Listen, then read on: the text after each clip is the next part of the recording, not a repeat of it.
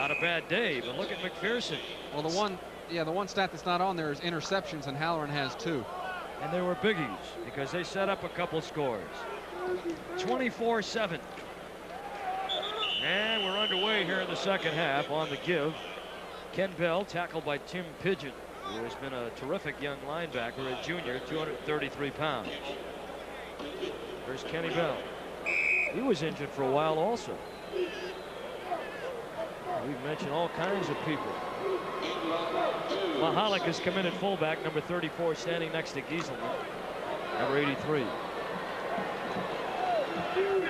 He's in there for blocking purposes usually, and that's where they're going to set him up now with a 2nd down and long. Halloran to throw. Threw behind what looked to be the intended receiver and into the hands of Darren Flutie.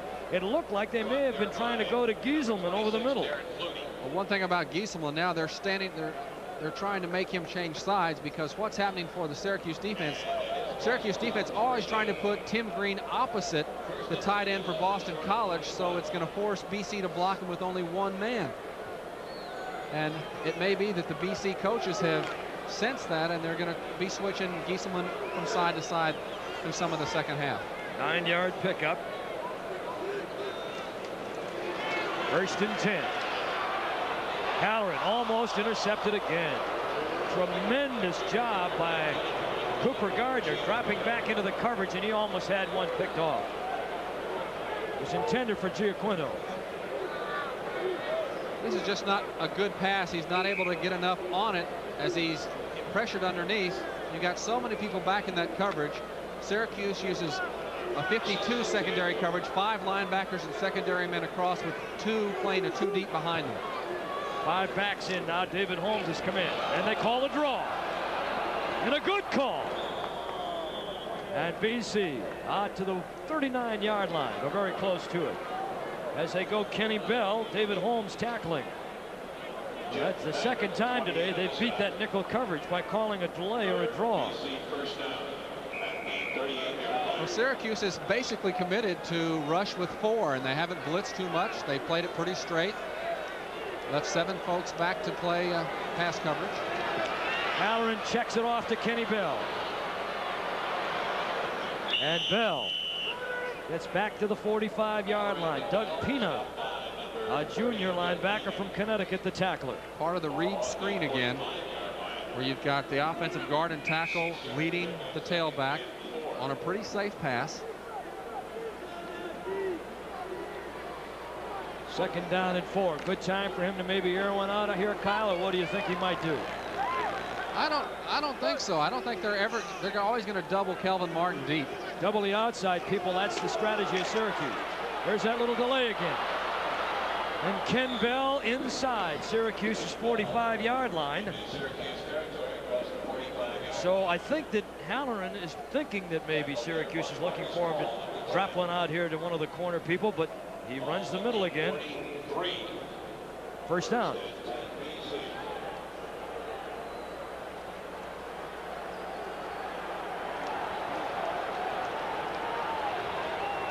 First and 10.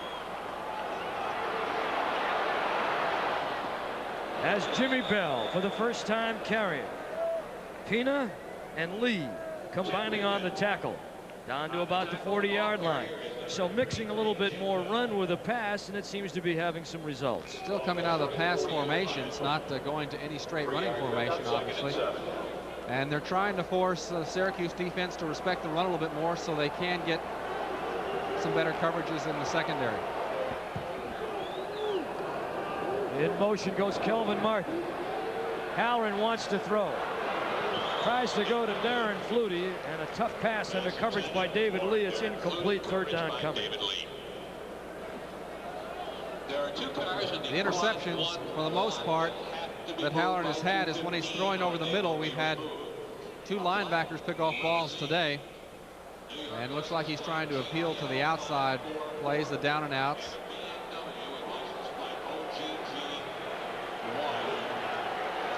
Jim Bell and Mahalik are back to block. And Halloran goes down hard. Jerry Kimmel with his 6th sack of the year.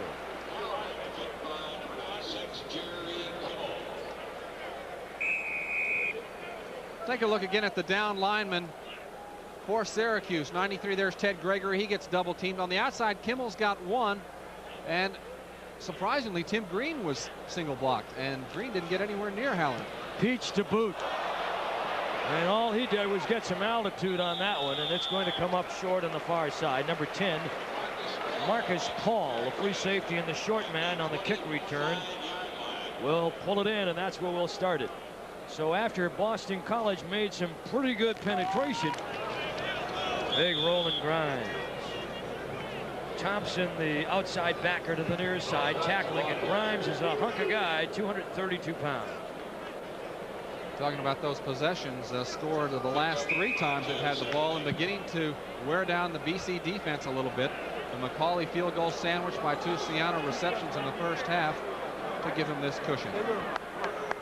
Second down. Long count. Drummond. And Thompson again on the tackle. So a third down will be coming. Bill Romanowski really played off a block there to hang in on the pitch.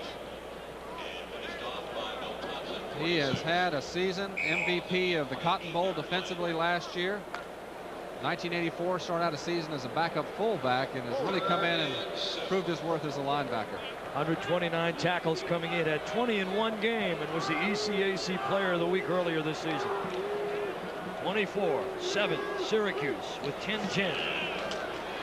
Third and pretty good distance. Intended for Siano, and out of bounds he goes. Under coverage that time by Garrick McPherson. BC with a blitz that time. Sent one of the linebackers, Gaffney, and put McPherson under some pressure. Now they have a chance, BC does, to take the ball and get some pretty good field positioning, with Martin going back to cover the kick right here by Jim Fox.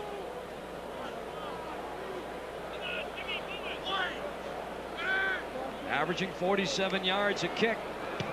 Kelvin Martin is back, calling for a fair catch, and he'll field it at the 23-yard line. And we'll take a break with under 10 to play in the third. Another good kick that time. It's Syracuse 24, Boston College 7 on a 49-yard kick by the Syracuse kicker, Tim Fox. It's Syracuse 24, BC 7. BC ball at the 23-yard line. Halloran to Kenny Bell. And cracked pretty good as he gets over the 25-yard line. Jeff Mangrum, the right corner, was right there. And so is Rudy Reed, as always. Reed and Pigeon, basically, anytime the fullbacks or tailbacks get the ball and run, they're expected to be there. And Coach McPherson tries to protect his linebackers, as every 52 type defense does. Casparello, Bell, and Bronner check out. Mahalik has come in with Darren Flutie and Wieselman. Flutie. And he hot foots it up to the 35-yard line. Pigeon and Reed were right there to hammer him down. One reason Gieselman is having so much difficulty being seen by Halloran is he's getting bumped every time he comes off the line of scrimmage. And Gieselman, as big as he is, 6'6", 250, is still struggling to get into his pattern because they're holding him at the line of scrimmage. Flutie and Giaquino are out. Kelvin Martin is back in. Let's see if they go to him. Nope. Call a draw.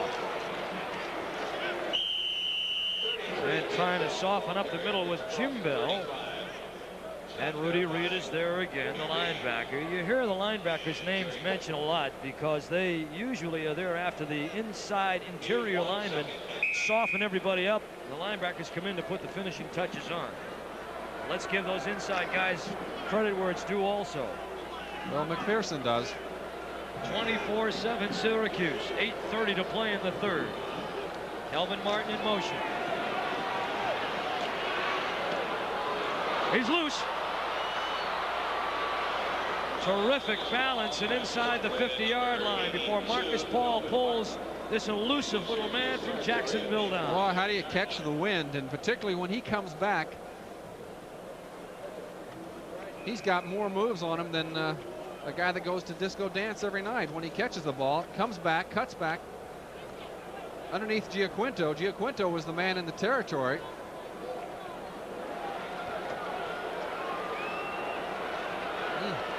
Ludi and Giaquino split to the near side. On the delay, Ken Bell. They try the belly again, and they get to the 45-yard line. Doug Pina was there. Tim Pigeon also will get credit for that tackle. Ball at the 46. There's Kimmel outside, near side. They've got Kimmel and Dove. They'll move Kimmel to the outside, move Dove inside him with Gregory and Green on the front line. Mahalik and Bell, the I-backs, are in the I formation for BC. In motion, Gieselman. They'll turn it up right there. Calvin Martin, touchdown. Oh my. A 45-yard touchdown pass by Halloran to Kelvin Martin. Well, they finally did it, Eddie. You called it. They were going to go long. I never thought they'd try to go long. To the weak side, Halloran, they try to show motion to the wide side of the field, try to get some kind of single coverage. That's Mangrum being beat, 28. Number 10, Marcus Paul, who's got 5 interceptions himself, read the eyes of Halloran and guessed wrong. And he was supposed to have some deep help there against Kelvin Martin, but Kelvin Martin's speed beat them all. 6 catches, 118 yards for Martin. He has had some career, and he'll go down as the best ever before it's all over. And the point after by Ken Kanzler is good, so Boston College is trying to close the gap. It's 24-14. For the field to try to get the secondary to react. But the Florida Flash is going down the far sideline, and the young man who nobody recruited for college football beats a good Syracuse defense and puts another touchdown on the board for Jack Bicknell and his Eagles. You know, that time, of course, we mentioned earlier, Kyle, they're trying to double cover the outside people. That's Syracuse's scheme. That time, Martin got behind the corner that was covering him. The free safety could not even get there in time. Yeah, and what set it up was Halloran looking to the other side of the field to try to get Marcus Paul to break the other way, and Paul was late coming over, giving the defensive help. Short man, Drummond. To the 30.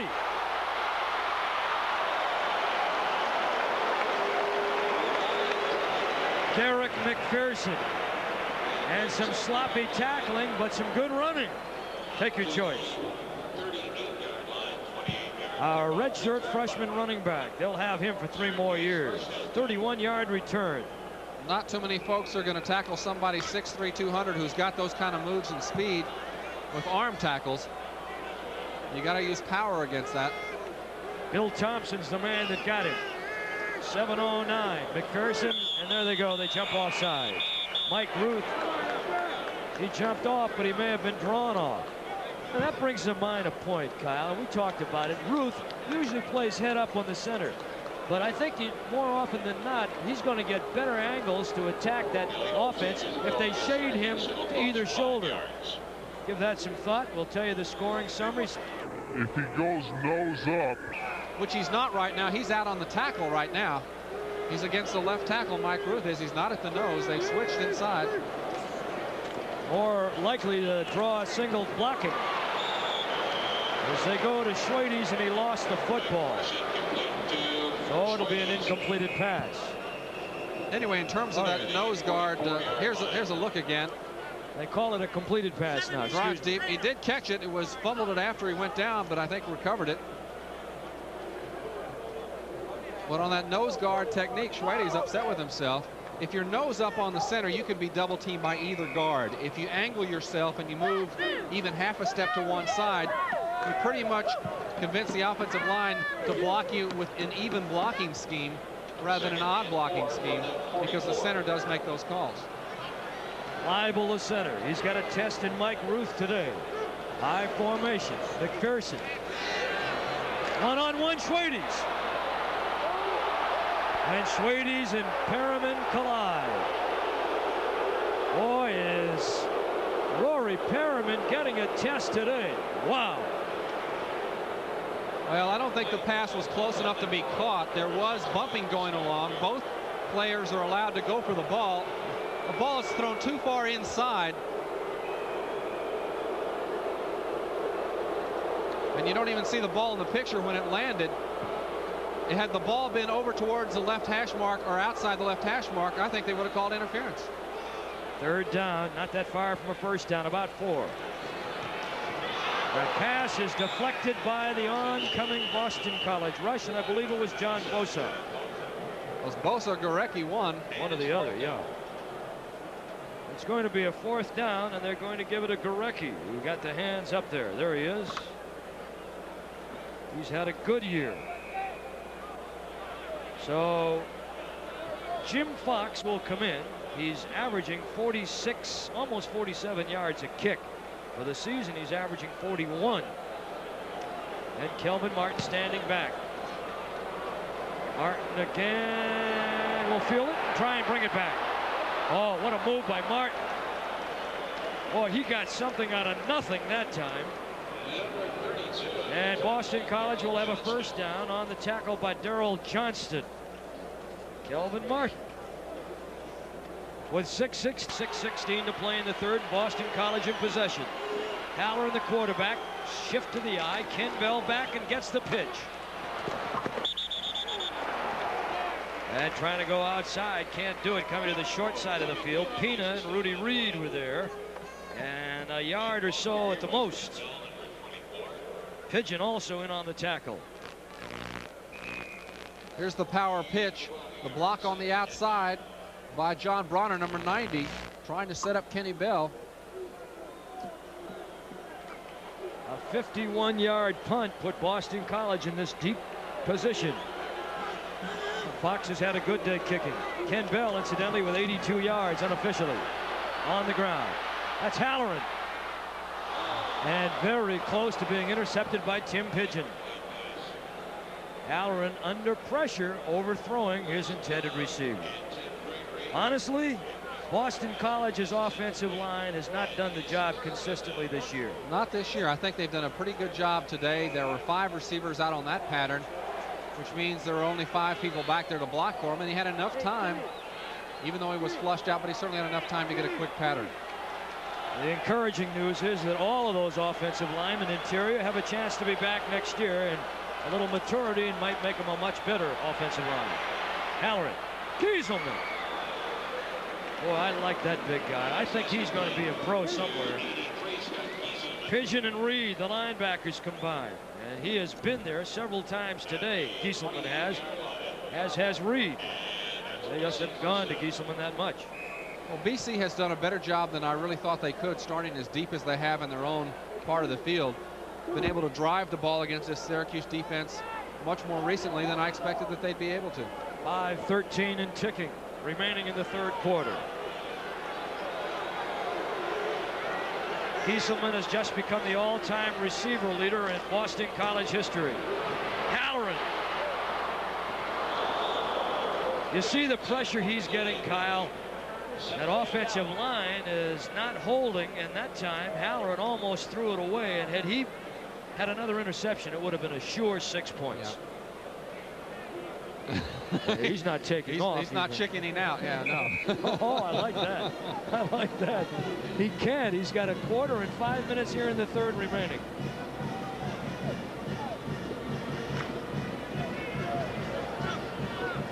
(24-14) Syracuse. BC with the ball and 5 minutes in the third. Give it to Ken Bell. And Tim Green is there that time.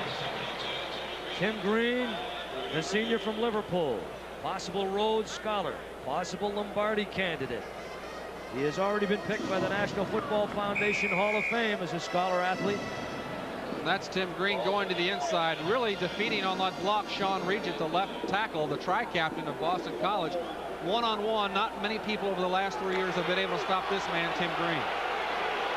4:27, third down and long in the third period. Here comes Kenny Bell. Halloran, deep drop. There's my man, Gieselman. And up close to the 45-yard line. David Lee. Halloran looks like he's not getting set up at all. It's obviously a moving pocket, but here, even on the backside, he gets some late pressure. Gieselman makes a superb catch, turning it. kind of an acrobatic catch. Oh, he got corkscrewed around that And here's time. Timmy Green going 1-against-1, this time inside. Sean Reachin is on the outside. Inside, that's Jim Ostrowski, 73. And Tim Green's nowhere near Sean Halloran. First down and 10. Jim Bell. He's a sophomore. State champion 200-meter man, so he can run when he was in high school, and he is from Connecticut. And has he had problems this year from an injury standpoint? Separated shoulder against Miami, foot fracture against West Virginia.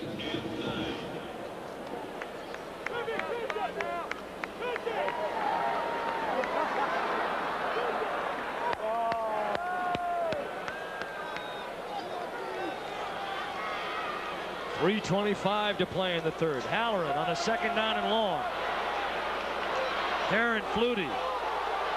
And that is a live football recovered by Syracuse. What a pop by David Lee.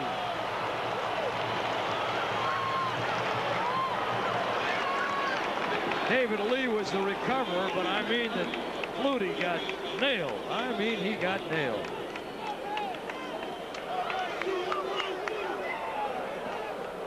.317 to play in the third.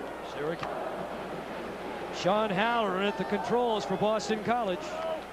One of the problems with throwing passes underneath to 170-pound wide receivers is that you really set them up to be hit hard. And that time, Cooper Gardner, 29, was there to make the hit. He may have made contact with the ground before he fumbled the ball. Anytime anything but a foot or hand touches the ground, you're down. Play action. For a moment, they gave the fake actually to Chris Barnes, a backup fullback, and McPherson on the keeper. Bill Romanowski was the man that made the tackle. David Lee, who recovered that fumble. Senior defensive back. McPherson now has run for, well, actually around 40 yards, unofficial. Second down coming. Barnes, the fullback. And give it to Byron Abraham. And he gets to the 44. Romanowski again. Well, you talked about McPherson's numbers, Eddie, but Schwedes has certainly done a lot better than McPherson has. What do you have in terms of his total? Schwedes with 163 yards unofficially receiving. The Syracuse individual game record is held by Art Monk, 188 yards. So Schwedes could have a record-making day. Syracuse 0 for 1 on third down conversions in this half. McPherson. And a completed pass to Schwedes again. So he's getting very, very close. Well, this is a pattern that is unstoppable with single coverage. Schwedes has enough speed. He's not great speed, but has enough speed to make secondary folks respect that. And he runs patterns very well, very crisply, and broke back on that ball. This is where BC's got to make choices. Do you allow that pass to be thrown all day, or do you double up on occasion and roll into him and get underneath coverage? Schwedes in motion away from Perriman, picked up by McPherson. Somebody else's headache. And under a good rush, down they go. Mike Ruth made the first contact, and finally with the tackle was Eric Lindstrom. But Ruth grabbed him by the back of the neck to get things stopped. Schwedes, if you're keeping track, incidentally, 172 yards. There's big Mike Ruth, along with Lindstrom. Lindstrom's a sophomore, Ruth's a senior. Second down and 14. All at the 39-yard line. Look at the 41. Schwedes again! And he beat Perriman, and that may be the record right there.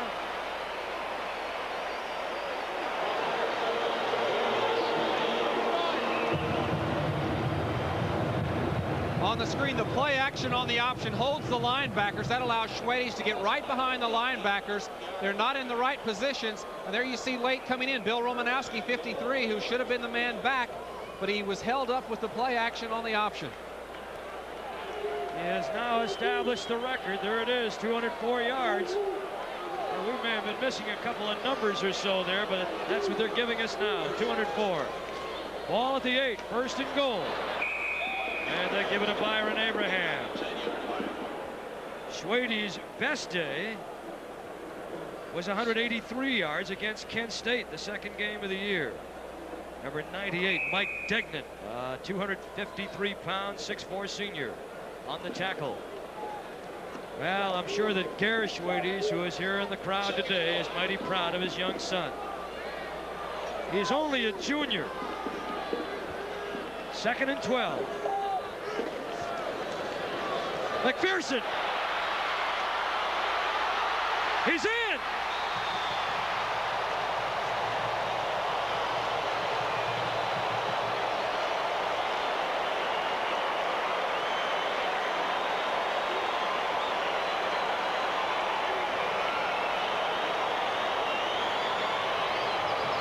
It's the quarterback draw. Linebackers dropping in pass coverage with Tate, the tight end. And look at this move to the outside. A little double clutch. Dips the shoulder and goes into the end zone untouched. Oh, does he have some dancing feet? My goodness gracious, is he exciting. Tell you what, they would love him out at any of those wishbone teams. OU, Colorado, Army. Did he do a job?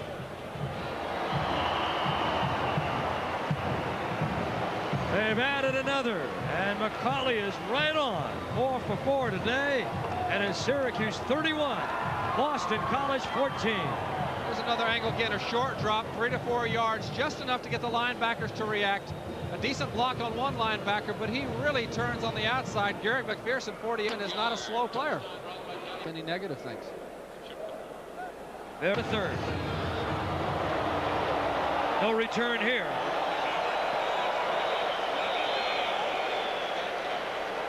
A lot of credit to an unknown hero right now. Todd Norley, the third-string quarterback, has sat down each week with McPherson on his own time, gone over films with him for an hour or so at a time without coaches to try to help him feel comfortable. I think he received it. Kenny Bell. Rudy Reed was there, but Ken Bell took it right out of his arms. So Ken Bell, starting tailback for Boston College. Well, you've obviously got an interference call, and going to go, I'm sure, to just a first down if they'll decline it. Defensive pass interference that they'll decline. Pass interference on the defense. The penalty is refused. It's a first down. And the reason for that is your limitation now on pass interference is 15 yards. And they picked up a lot more than 15 yards by refusing the penalty. That's the 18th first down for Boston College. Syracuse unofficially with 10. I formation. Gieselman in motion. Ken Bell on the pitch. Ken Bell to the 45-yard line. Give him a couple yards. It'll be 2nd and about 8. Kimmel was there, among others, for Syracuse.